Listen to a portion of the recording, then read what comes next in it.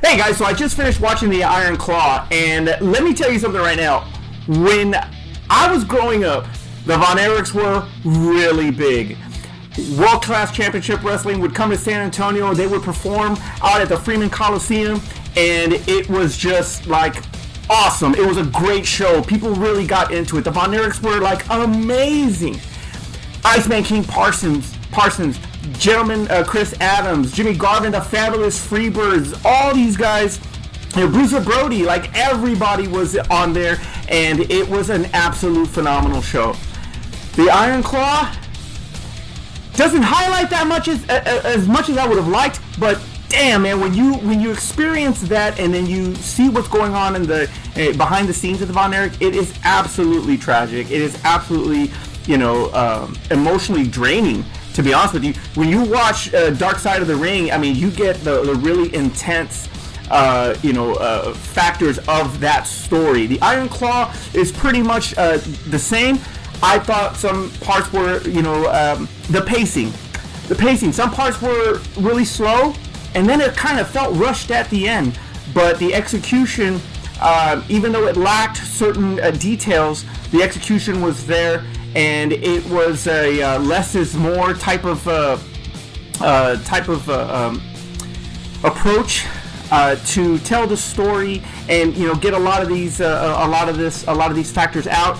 I thought let's talk about the performance. Zac Efron is absolutely phenomenal, and Jeremy Allen White. Those two are absolutely a shoo-in for Oscars or at least Golden Globe nominations. Those two were fantastic. Jeremy Allen White is carrying Von Erich.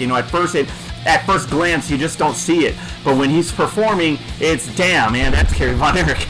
It's awesome. I thought that, there were so many things that could have been explored a little bit more. I would have loved to see a little bit more interactions with the other wrestlers. I know that Ric Flair's in that, and Bruiser Brody's in it, Gino Hernandez. I know that those, are in there. The Sheik. Awesomely played by Chavo Guerrero, who was a consultant on this thing and helped with the wrestling and all that, which the wrestling in this movie is fantastic. It's probably the realest that I've seen since The Wrestler with Mickey Rourke back in the day, and Chavo was a big part of that. I think he just won an award for doing that work. He did fantastic in that movie, in this movie, and it was really, really heartfelt, man. I mean, it was a big emotional experience. I'm sorry, I was just thinking about it because it kind of caught me there. But that experience of loss, of grief, you go through it all, and in some aspects, like I said, you don't really see it, and but you still feel it as it's happening.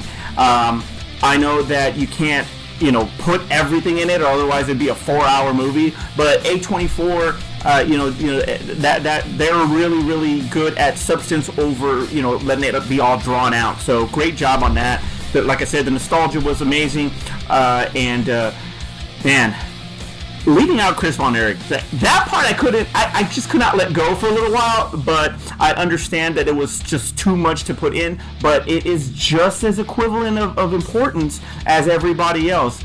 Kevin Von Erich has always been the focal point as far as the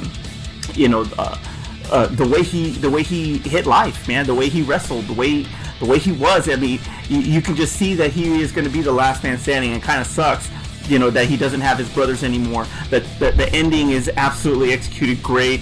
It made me tear up a little bit. It was really, really emotional. Those performances were great. So if you have not seen The Iron Claw, go see The Iron Claw. It is absolutely a really, really solid, I guess you want to call it biography. It's a really solid biography.